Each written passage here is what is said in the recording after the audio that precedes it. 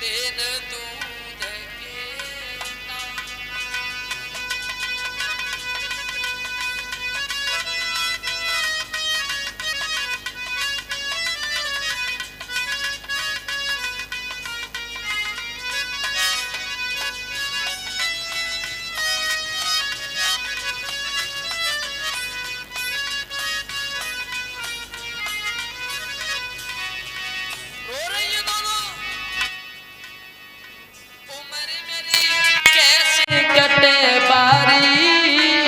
अब यू खड़े न दूध के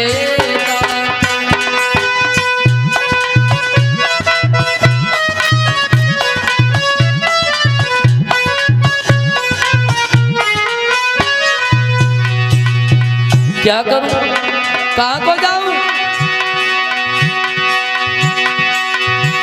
तो बुराइए मन में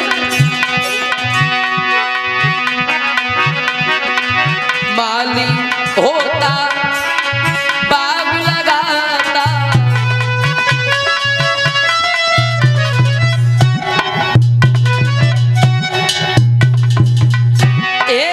माली होता बाग लगाता गली गली में कुआं खुदाता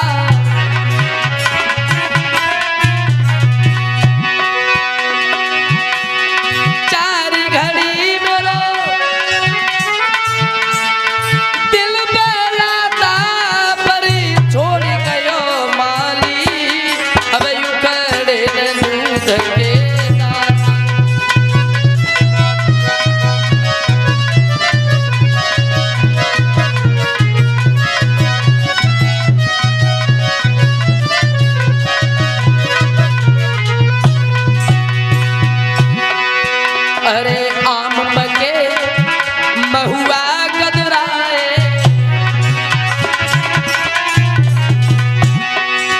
हाँ आम पके महुआ गदराए कच्चे नींबुआ रस भर लाए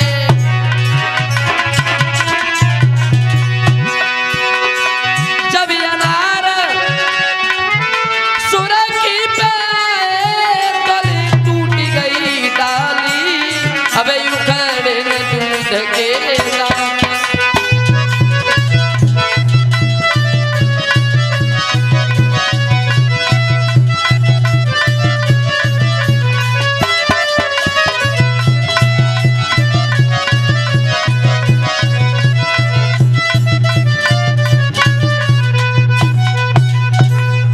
अस्थि प्राप्ति दोनों रोधन करती है महा अस्थि प्राप्ति जब रोई है तो अस्थि प्राप्ति के दिल में जब चैन नहीं आया तो ये अस्थि प्राप्ति जो थी इन्होंने रथ सजवाया और रथ सजवाने के बाद रथ पे सवार होकर के चली हैं अपने पिता जरासंध के पास मगध की ओर जाइए मगध की ओर चली हैं सफेद साड़ी में रथ हाँकते हाँकते जब ये पहुंची हैं जाके मगध में जरासंध के पास जरासंध ने जब दोनों बेटियों को आते हुए देखा एकदम से भाग के पास में आए बोली बेटी तुम अकेली कैसे आई सफेद साड़ी में हमारे दामाद जी नहीं आए जब ये कहा कि दामाद जी नहीं आए तो अस्थि प्राप्ति दोनों रोने लगी और अस्थि प्राप्ति ने रो करके एक बात कही पिताजी तुम्हारे दामाद को कन्हैया बलराम ने आकर के मार दिया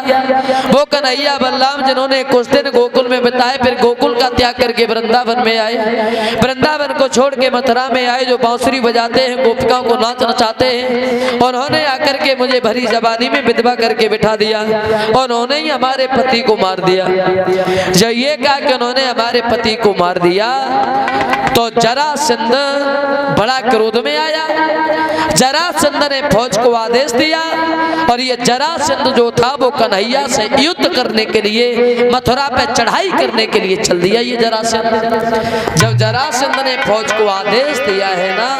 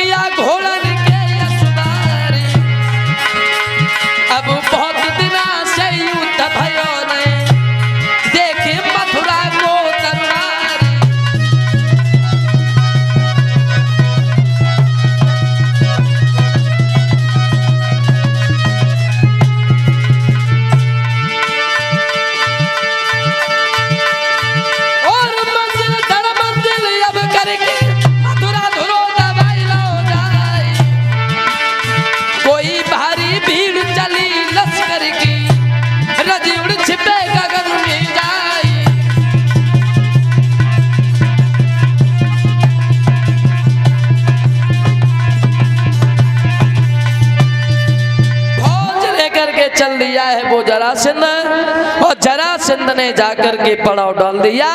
जरासंध ने जाके मथुरा को घेर लिया।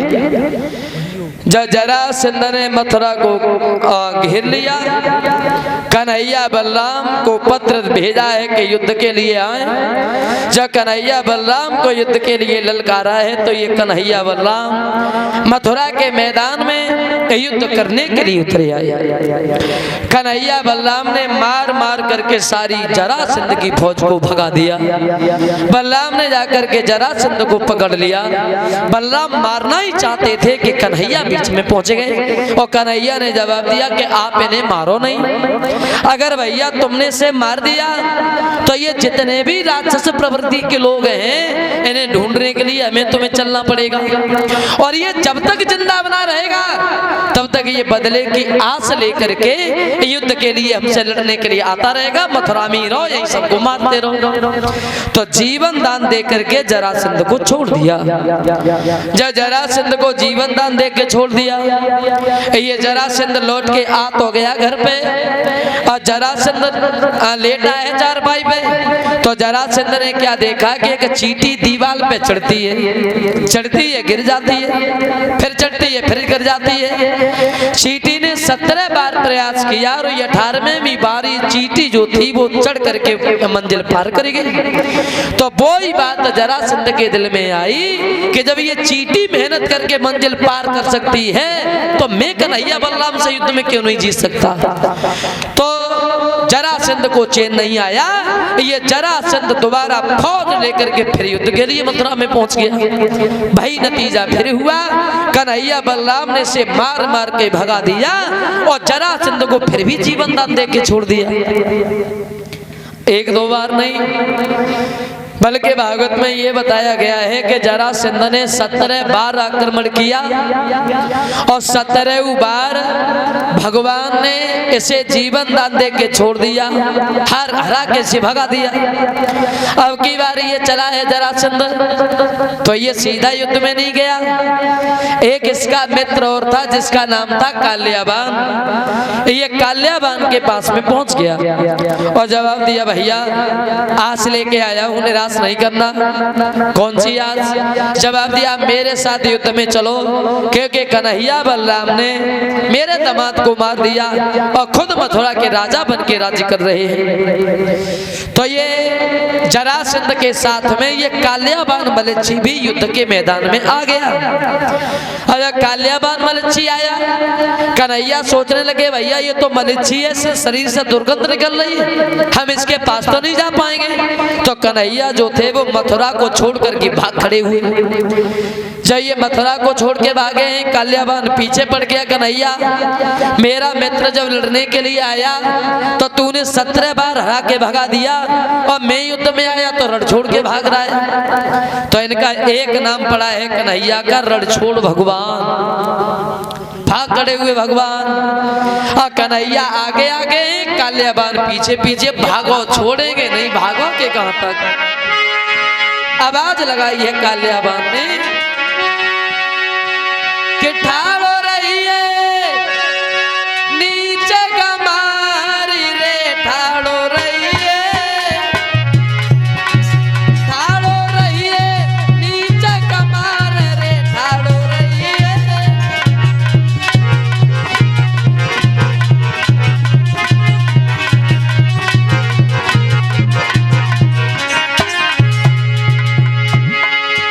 बोला है वो काल्याबान,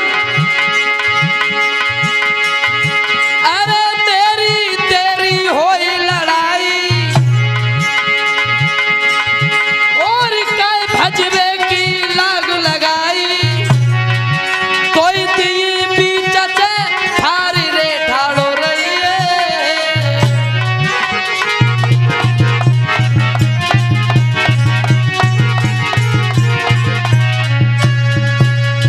काल्याबान ने भगवान को बहुत गालियां दी, लेकिन कन्हैया ने कोई बात नहीं सुनी। कन्हैया आगे आगे, काल्याबान पीछे पीछे।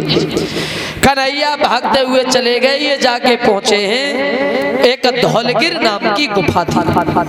गुफा के पास जब ये गुफा के पास पहुंचे क्या देखा कि काल्याबान तो पीछे है। तो कन्हैया उसी गुफा में अंदर प्रवेश करेंगे। उस गुफा में मुचकुंद सो रहे थे। तो कन्हैया ने सोते हुए मुचकुंद के ऊपर पीताम्बर डाल दिया, उन्हें उड़ा दिया और कोने में जाके छुप गए। काल्याबान भी पीछे पीछे घुस गया उसी गुफा में। तो काल्याबान ने ये सोचा मन में, ये वही है कन्हैया, मथुरा को छोड़ के भाग करके यहाँ आ गया, यहाँ आके पीताम्बर ओढ़ के सो गया।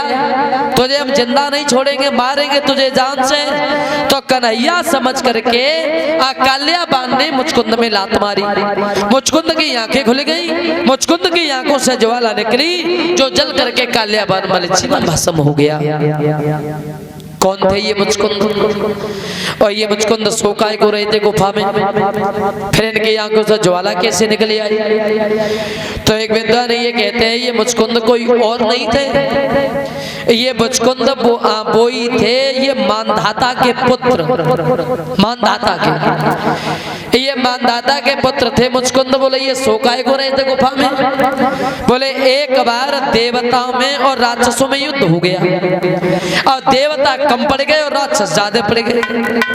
और जब राक्षस ज्यादा पड़ गए तो मुचकुंद ने देवताओं की सहायता की और लगातार 6 महीना तक युद्ध किया मुचकुंद ने राक्षसों से। देवताओं की जब विजय भई तो ये कहा मुचकुंद से कि तुमने तो हमारी विजय कराई, आप हमसे वरदान मांग लो। मुचकुंद हाथ जोड़ के खड़े हो गए, बोले प्रभु वरदान देना चाहते हो तो हमें कोई सोने के लिए जगह बता दो, हम सो नहीं पाए। तो नारायण भगवान ने ये कहा कि तुम जाओ धौलगिर नाम की गुफा में जाके विश्राम करो, आराम से सो जाना, तुम्हें कोई नहीं जगाएगा। अगर तुम्हें कोई आकर के जगाएगा भी तो हम तुम्हें ये वरदान दे रहे हैं, तुम्हारी आंखों से वो ज्वाला निकलेगी जो जल करके वो भस्म हो जाएगा। तो ये बोई मुचकुंद जा करके गुफा में सो रहे थे, इन्हें कोई जगाता नहीं था, इन्हें काल्याबान ने धोखे से जगा दिया। इसका नतीजा हुआ कि काल्याबान जल करके भस्म हो गया। कन्हैया ने समझाया और कन्हैया ने समझा करके मुचकुंद को वापस किया। मुचकुंद को भगवान कन्हैया ने समझाने के बाद वापस किया। जरासंध ने यह सोचा है कि काल्याबान के साथ साथ कन्हैया भी इसी गुफा में है, तो उस गुफा के चारों तरफ जरासंध ने आग लगवा दी। बोले इसमें जल करके कन्हैया भस्म हो जाएगा। और ये अपनी फौज को लेकर के लौट करके मगध के लिए चला आया। लेकिन भगवान कन्हैया एक सुरंग के द्वारा फिर से दोबारा मथुरा में जाके पहुंच गए। मथुरा में जाकर के भगवान रहने लगे। और एक दिन भगवान श्याम सुंदर लेटे हैं शयन कक्ष में, और लेट करके भगवान जब सो रहे थे तो भगवान ने सोते समय एक सपनों देखो, ये जितने भी गोपियां हैं ये सब गोपियां स्वप्न में जाती हैं भगवान के पास और भगवान से एक बात कहती है, प्रभु तुम तो ये कह रहे थे कि हम कल के बाद परसों लौट आएंगे, लेकिन परसों की बरसें व्यतीत हो गई, तुम लौट के नहीं आए गिरधारी। सोते समय कन्हैया रो सपनों देखो, जितनी गोपियां हैं न वृंदावन की वो सब जाकर के कहती हैं कन्हैया से, प्रभु कि हमारी अखियां और रसीले तुम नहीं आए, हमारी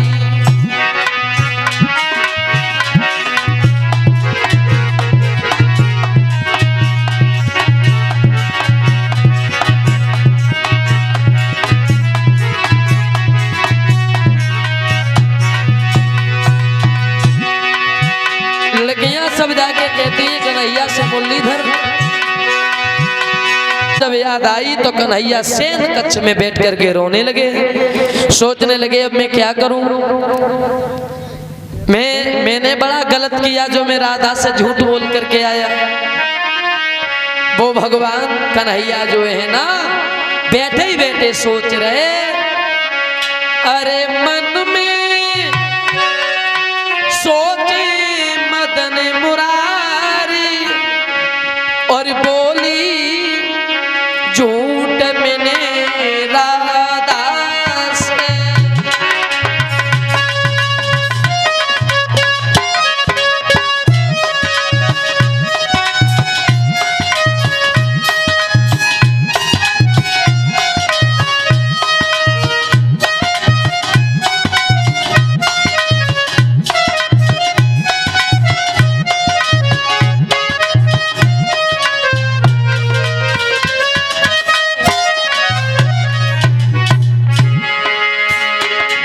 सोच रहे भगवान बोली झूठ मैंने राधा से गए मुकुर बाई बाई से बोली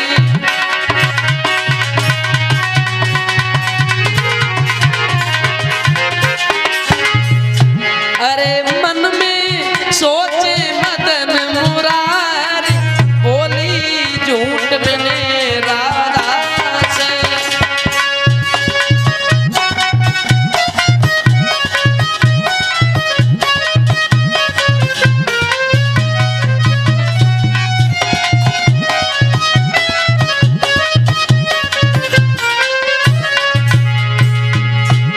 वो दिन हमें अभी याद है बचपन के खेल सुहाने जो दिल को बहुत लुभाने बचपन के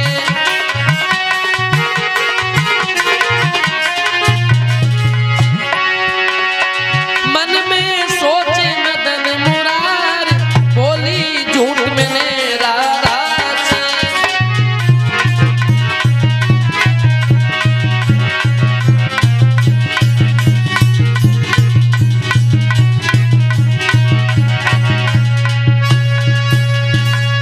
सोच रहे मैंने बड़ा गलत किया जो मैंने झूठ बोला मुझे झूठ नहीं बोलना चाहिए था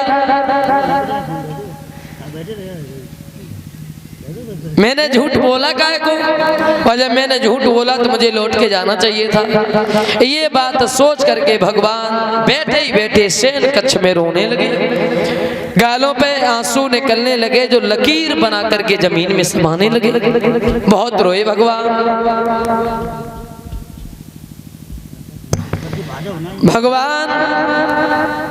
जब रोए रोते रोते भगवान कन्हैया को सवेरा हो गया सुबह हो गया उद्धव जब गए हैं तो उद्धव दरवाजे पे खड़े हैं कि भगवान तो सुबह ब्रह्म मुहूर्त में जगे आते सूरज निकल आया अभी बार ही नहीं आया शयन कक्ष के दरवाजे पे खड़े हैं खांसते हैं हाँपते हैं भगवान निकले आए जब भगवान ने खांसने मठाने की आवाज सुनी तो कन्हैया बाहर निकले आए और जब कन्हैया का चेहरा उदास देखा तो उद्धव ने सवाल कर दिया प्रभु क्या हो गया पहले जब कभी आते थे तो ये चेहरा बड़ा खुश दिखाई देता था ये चेहरा मुरझा हो गया उद्धव सवाल करते हैं कन्हैया से मुरलीधर कि उद्धव कहीं समझाई रे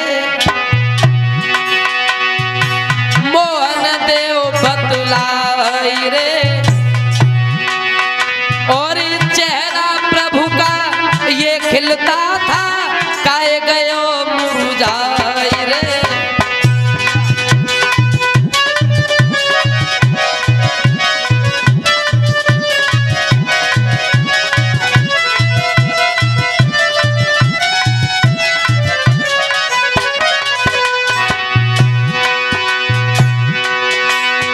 अब भगवान सामने है तो उद्धव ने सवाल किया मोहन क्या हुआ ये चेहरा मैंने आज से पहले कभी इतना उदास नहीं देखा झलक झलक ये चेहरा झलके काई गयो कुमिलाई है मोहन हमको साफ बताई दो क्यों रे देर लगाई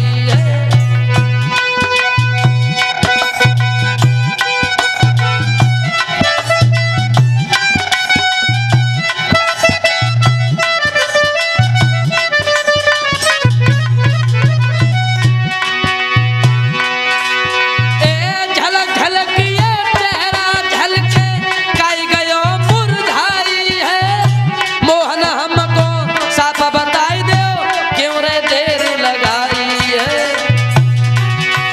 प्रभु देव बतलाई रे क्यों रे देर लगाई रे झलक झलक ये चेहरा झलके काई गयो मुरझाई रे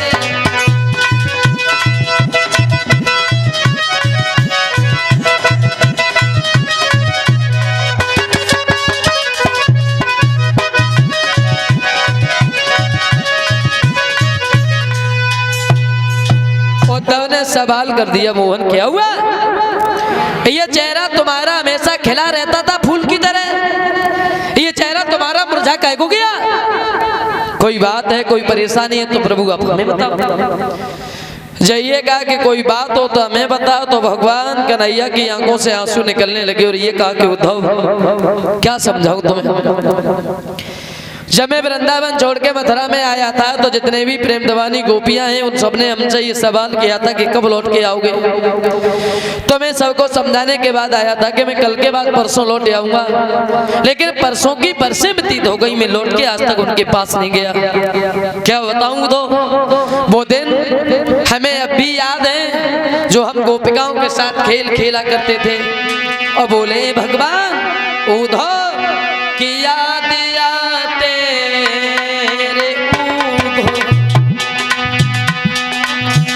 क्या बताऊं, याद तेरे उद्धव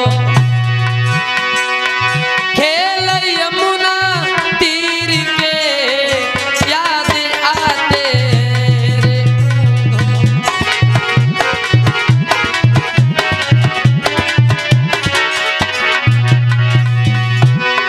उद्धव झूठे वायदा पड़ी गए, झूठे वायदा पड़ी गए, चाहे यशोदा नंद अईर के, याद आते रे उद्धव।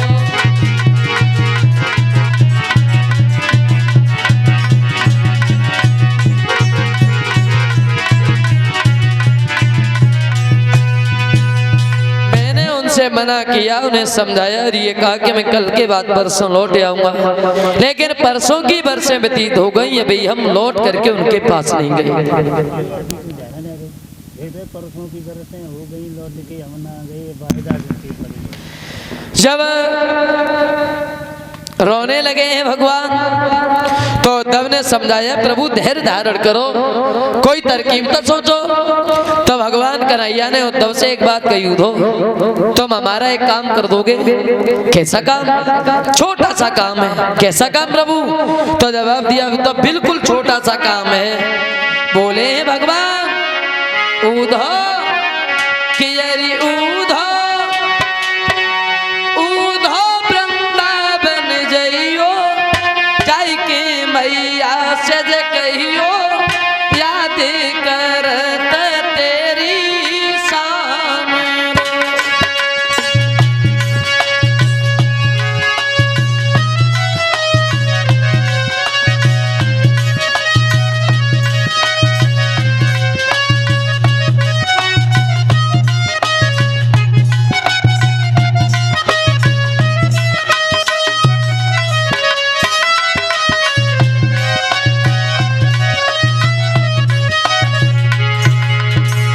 जवाब दिया उद्धव आप मेरा छोटा सा काम कर दो, आप चले जाओ और सर से ये बात समझाने के बाद लौट के आना कि कन्हैया की याद करना छोड़ दे, प्रेम दीवानी गोपिकाओं को समझाना।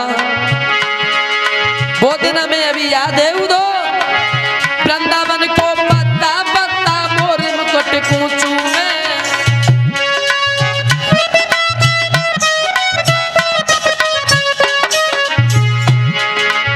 वृंदावन को पत्ता पत्ता मोर मुकुट कूचू में, और वृंदावन की फुलबारी हर कली हृदय में मैं करी उद्धव वृंदावन जइयो, जाय के राधा से कहियो, याद करत तेरी शान।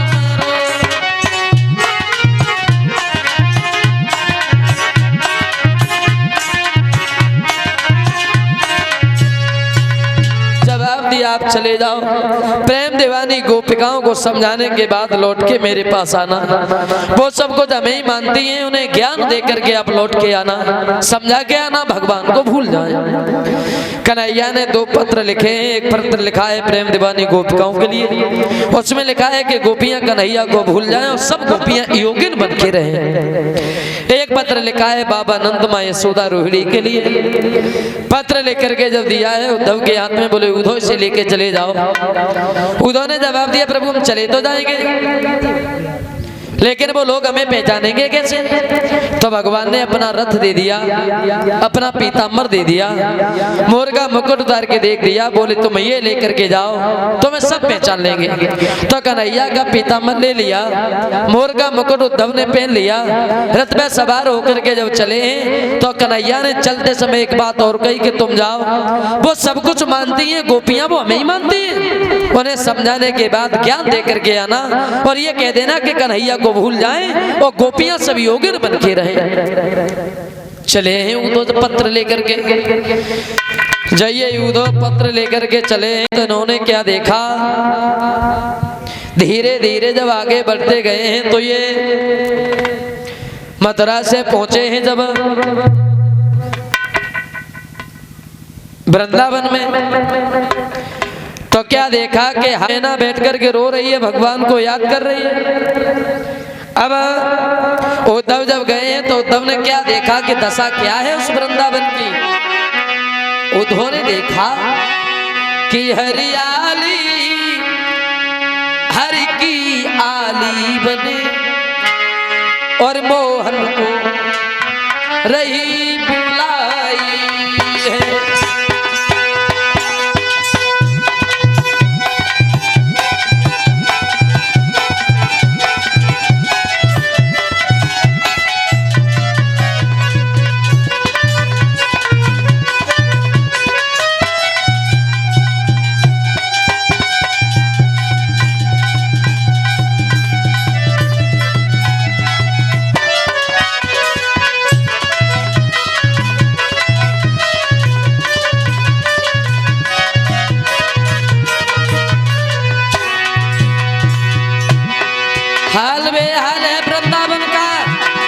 कन्हैया ने जब भेजा है उद्धव को तो उद्धव ने क्या देखा,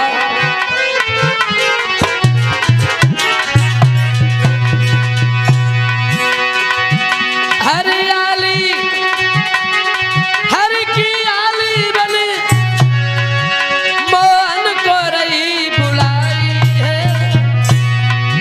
डाली डाली में ना रोवे रही शाम की याद दिलाई है।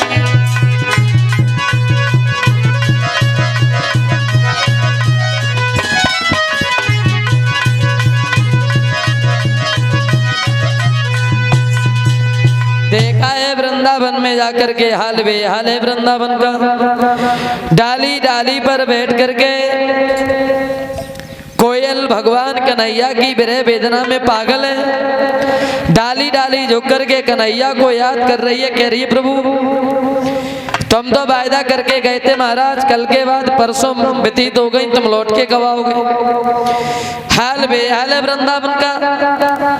उद्धव जब और आगे बढ़े हैं तब जब उद्धव का रथ आते हुए देखा, माँ यशोदा ने देख लिया तो यशोदा ने ये समझा कि शायद मेरा कन्हैया लौट आया रथ को देख के दूर से। तो माँ यशोदा भाग खड़ी हुई। यशोदा जब भाग के आई है रथ के पास तो क्या देखा, जिस खजाने के लिए माँ यशोदा भाग करके आई वो खजाना दौलत से खाली निकला। पछाड़ खा करके रथ के सामने यशोदा माँ गिर पड़ी। उद्धव रथ से नीचे उतरे आए, जवाब दिया माँ क्या हो गया, रोई काहे को, क्या नाम है तुम्हारा। जवाब दिया मेरा नाम यशोदा है, तुम्हारा क्या नाम है। बोले मेरा नाम उद्धव है। हे मैया यशोदा कन्हैया ने तुम्हारे पास भेजा। जो उद्धव ने ये कहा कि कन्हैया ने भेजा है तो माँ यशोदा रोने लगी। और एक बात कहिए, देखो उद्धव कन्हैया हमसे कह करके गया कि कल के बाद परसों लौट आएंगे, लेकिन आया नहीं। मैंने तो कुछ और समझा लेकिन कुछ और हो गया। रोने लगी माँ यशोदा और कहती उद्धव कि वो कन्हैया, क्या बताऊं उद्धव कि वो कन्हैया चलो बहुत मोसे दूरी, कन्हैया चलो बहुत मोसे दूरी।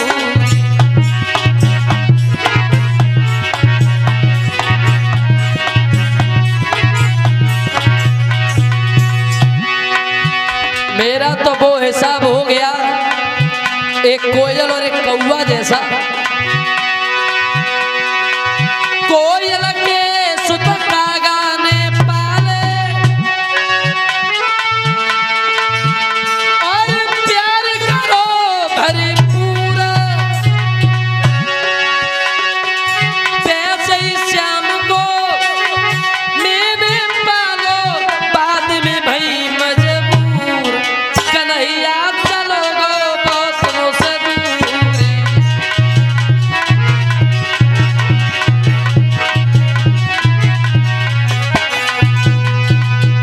यशोदा जब रोई है तो उद्धव ने माँ यशोदा को समझाया, रो नहीं मैया, हमें भगवान ने तुम्हारे पास भेजा है। यशोदा उद्धव को साथ लेकर के गई हैं ये घर पे जा करके ये सब लोग भगवान कन्हैया की यादें करते हैं। कन्हैया की बातें ही करते करते सब लोग लेट करके सो गए जमीन पे। ने ये भी नहीं मालूम हुआ कि आखिर को हम लेटे कहाँ हैं। इधर तो जमीन पर लेट करके उधर सो गए। और देखो इधर राधा ने भी एक सपनों देखो। राधा जब सो रही हैं तो राधा ने सोते समय सपनों देखो कि भगवान कन्हैया जो है ना वो ग्वाल बालन को साथ लेके राधा के पास में आए। अब राधा सो रही, सोते समय राधा ने एक सपनों देखो कि सोई रही राधा सुकुमारी, ओ सुकुमारी, और सपने में देखे गिरधारी।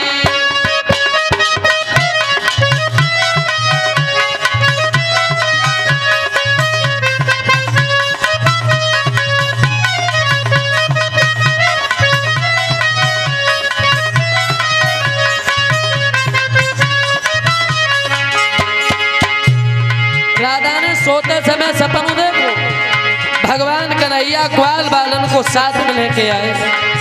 एक ग्वाला लेके बड़े अगारी, ग्वाला लेके बढ़े अगारी, आए जहाँ राधा सुकुमारी। अब घूमत आते बाहर, बाहर जी सपने में देखे गिरधारी।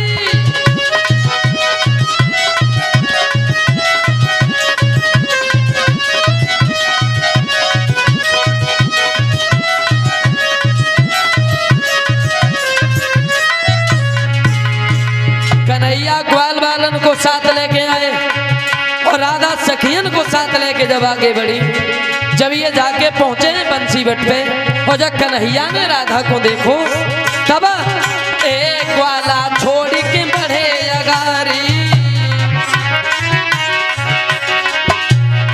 इत राधा ने सखी बिसारी, अब घूमे आती बाहर, बाहर जी सपने में देखे गिरधारी।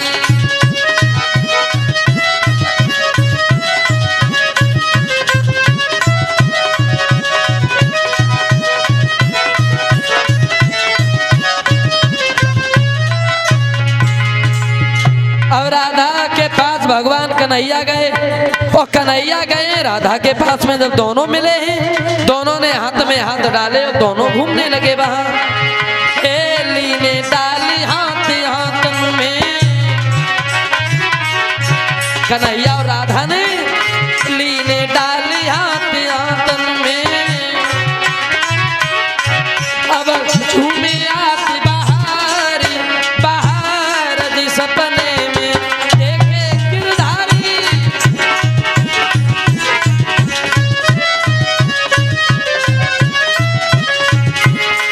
बाई समय पे भैया ए बादल चटक चली पुरवाई, हाँ बादल चटक चली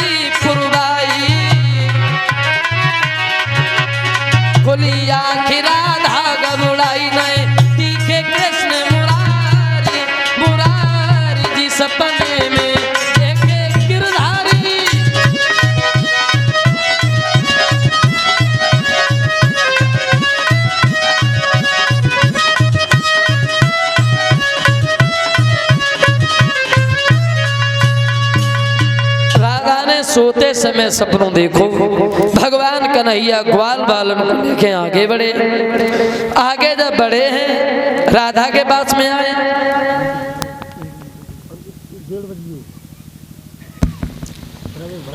हाथ में हाथ डाले जब झूमने लगे वहां, तब तक बादल गरजने लगे, बिजली चमकने लगी। राधा जग गई और जो राधा की आंखें खुली एकदम से पछाड़ खा करके राधा गिर पड़ी। श्याम कहाँ चले गए? अभी थोड़ी देर पहले आप मेरे साथ में थे, कहाँ चले गए गिरधारी? जब तुम्हें मेरे पास आना ही नहीं है तो मुरलीधर आप सपनों में क्यों आते हो हमारे पास? राधा रोने लगी और राधा रोने लगी है। राधा एक बात कहिए ललता से, ललता कि दिल के जो अरमान अधूरे, क्या सोचा क्या हो गया मेरी जिंदगी में?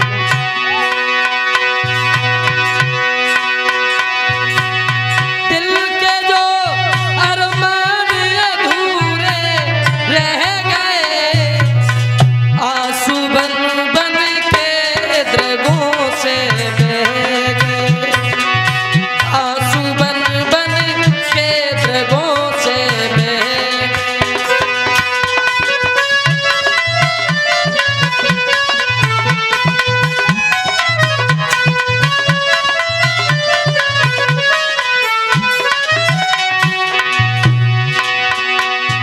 ललता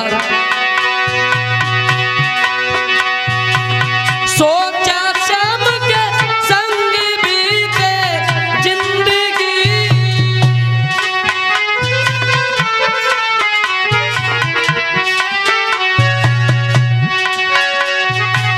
सोचा श्याम के संग बीते जिंदगी, परसों आवेंगे सहेली के। दिल के जो अरमान अधूरे रह गए, दिल के जो अरमान अधूरे रह गए, आंसू बन बन के द्रगों से बह गए।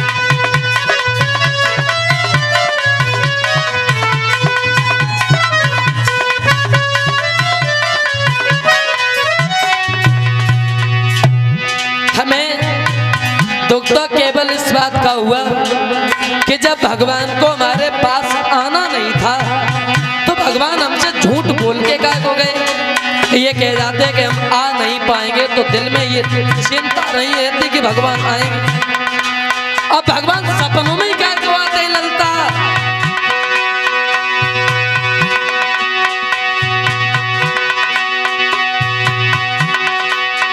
क्या बताऊं तुझे ललता,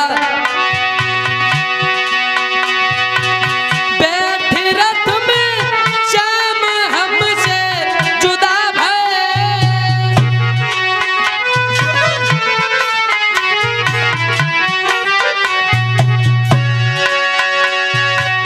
बैठी रथ में श्याम हमसे जुदा भये, हम बिलखते तड़पते रह गए। दिल के जो अरमान अधूरे रह गए, दिल के जो अरमान अधूरे रह गए, आंसू बन बन के द्रगों से बह गए।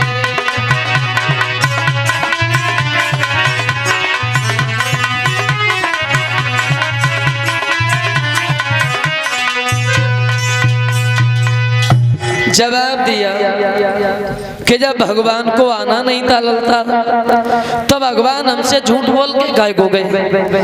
वो भी दिन हमें याद है और वो भी दिन उन्हें भी याद होगा कि वो बचपन में हमारे साथ खेल खेला करते थे।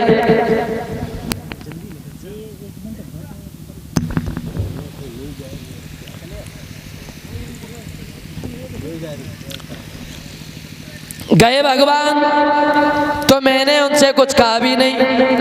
मैंने तो ये पूछा था कि आप लौट के कब आओगे। तो उन्होंने मैं आश्वासन दिया, विश्वास दिलाया कि देख राधा, मेरी बात मानो आप,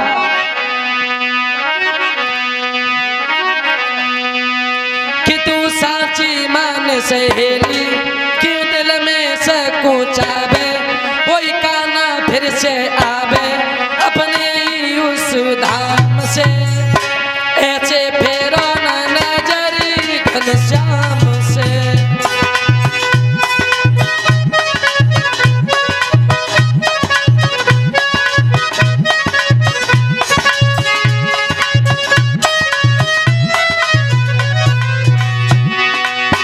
समझाया, देखो राधा, भगवान आएंगे, धैर्य धारण करो।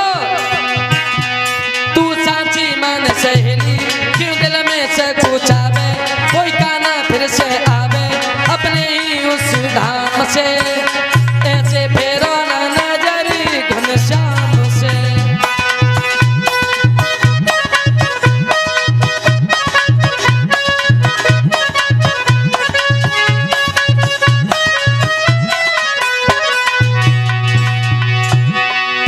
तो जवाब दिया है, चलो ये बात मैंने मानी। बोलिए सखी ने नीरी भरी करी कबू, आवेंगे वो गिरधारी, वादा किया था हमसे बन के बदरिया, छावेंगे वो गिरधारी, वादा किया था हमसे।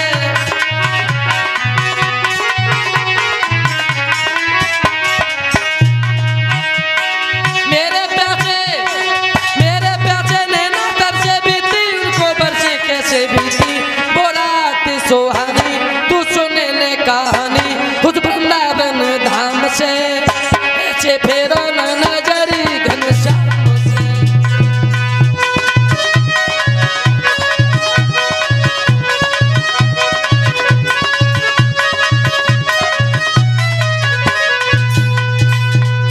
जवाब दिया, रो नहीं, भगवान वायदा करके गए हैं तो भगवान आएंगे। लड़कियां सारी बात जब बताती हैं, रो नहीं। तो जवाब दिया, ये बात मैंने मानी, आएंगे, लेकिन ये कोई नहीं बताता भगवान आएंगे कब। जवाब दिया, तू परेशान मत हो।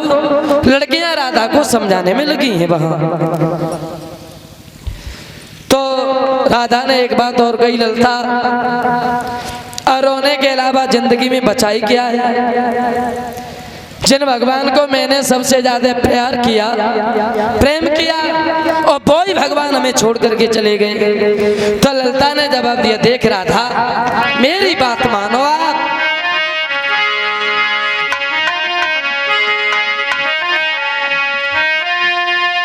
कि तू साची मान सहेली, और धर ले दिल में धीर, मत सकुचावे राधा, वो आवेंगे यदुवीर।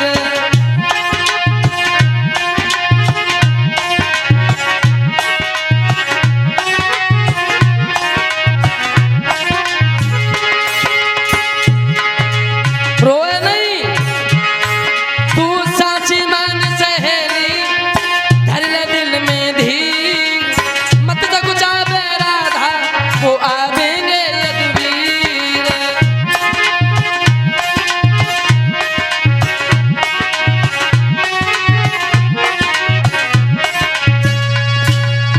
आएंगे जरूर भगवान, दिल में धैर्य धारण करो।